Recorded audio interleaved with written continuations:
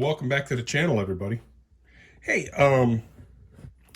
up here at the layout, actually in town for a wedding and also to help my brother on some projects he has going on around the house.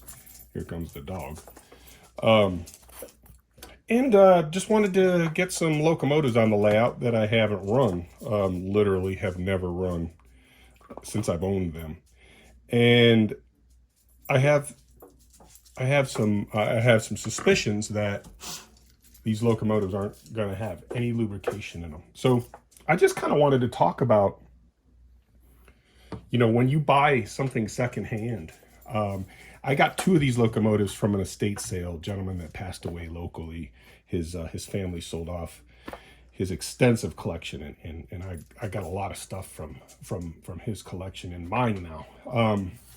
Many of the items that I bought from him, I'm finding were never run or had very, very minimal runtime.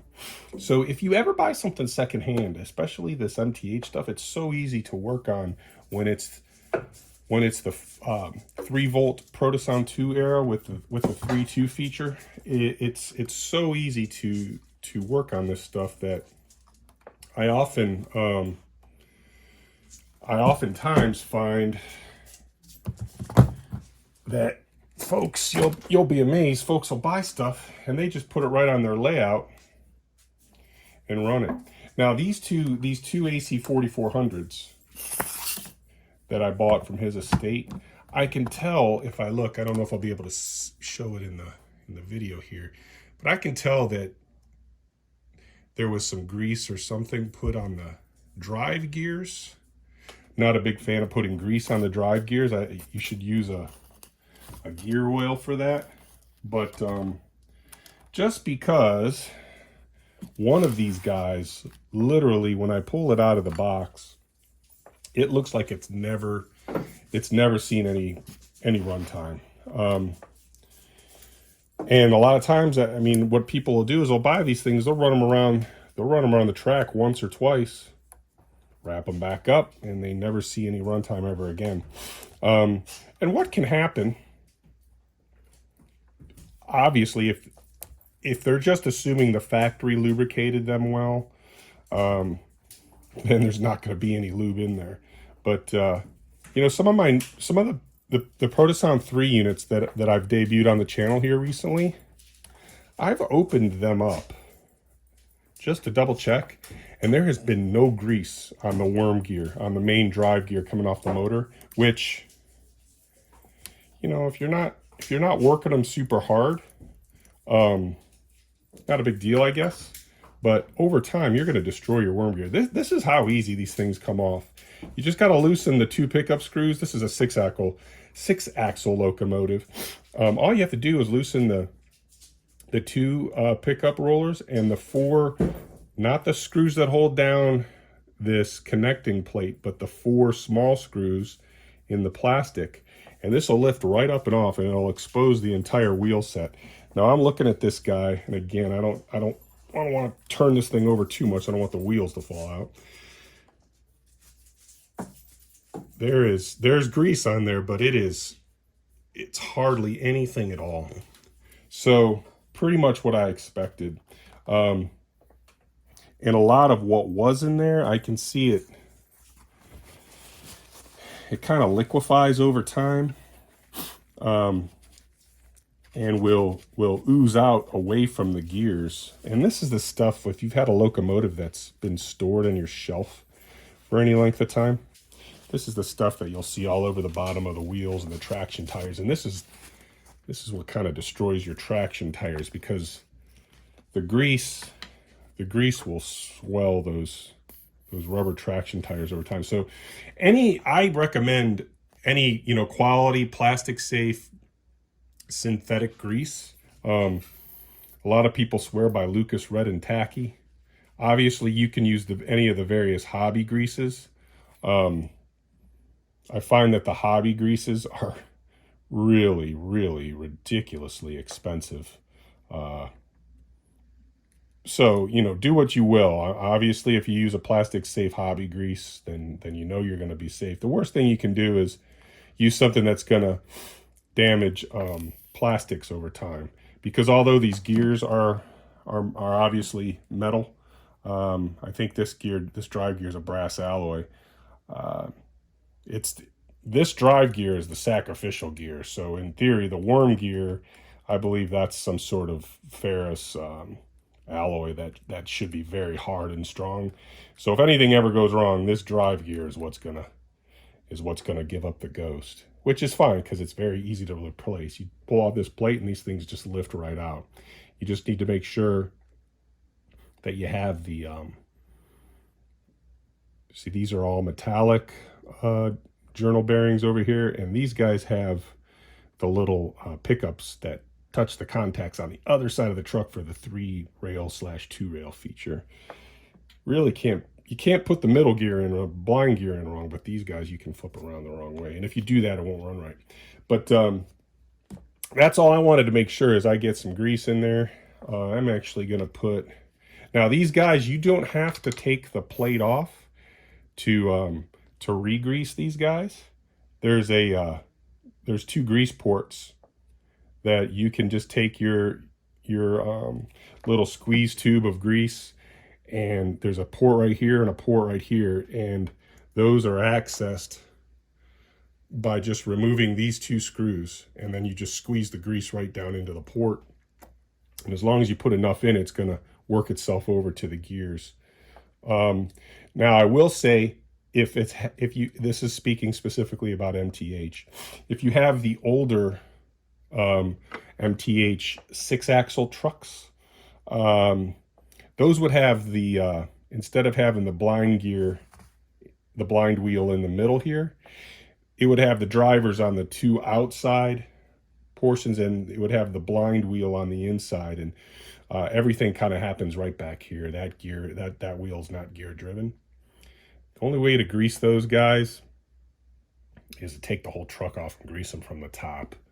So I find that the PS2, the 5-volt PS2 era items tend to be, I've never seen one of those not lubed. They were a little bit better about lubing those things, I guess, but these guys, I definitely recommend that you pull the plates off. It doesn't take long. You don't have to physically remove anything. It's just literally loosen the screws and the whole plate will come right off. Now, putting it back down, you just make sure it's seated, and then work from the inside out. Just like if you were torquing a, automotive component, you want to torque from the, you want to screw it down from the inside out so stuff doesn't get bound up. So the 2 small screws holding the plate, and then the 2 screws holding the pickup rollers.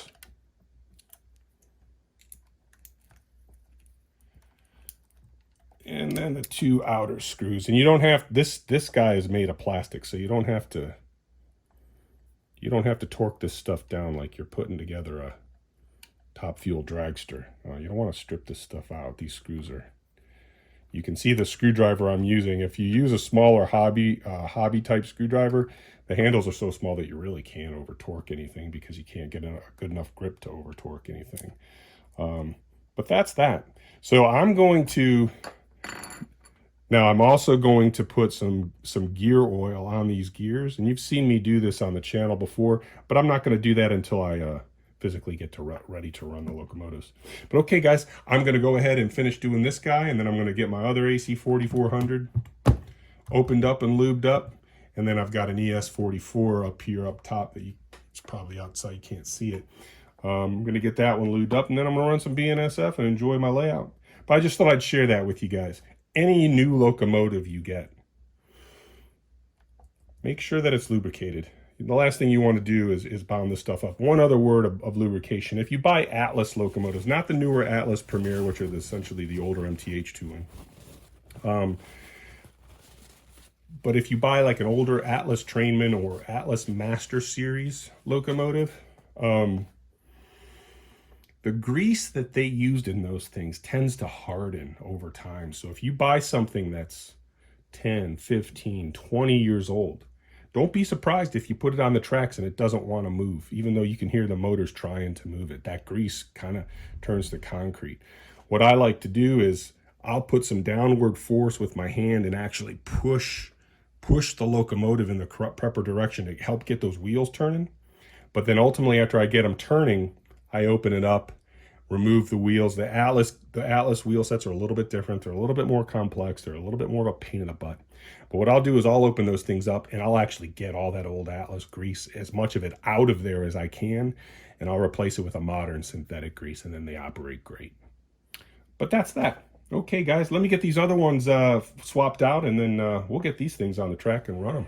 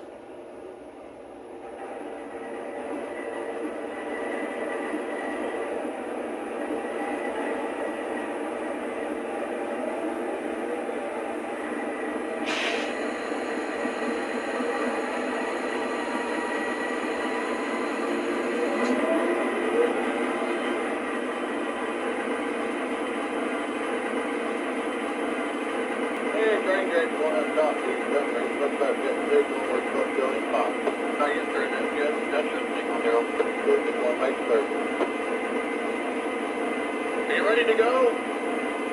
Yeah, ready to move.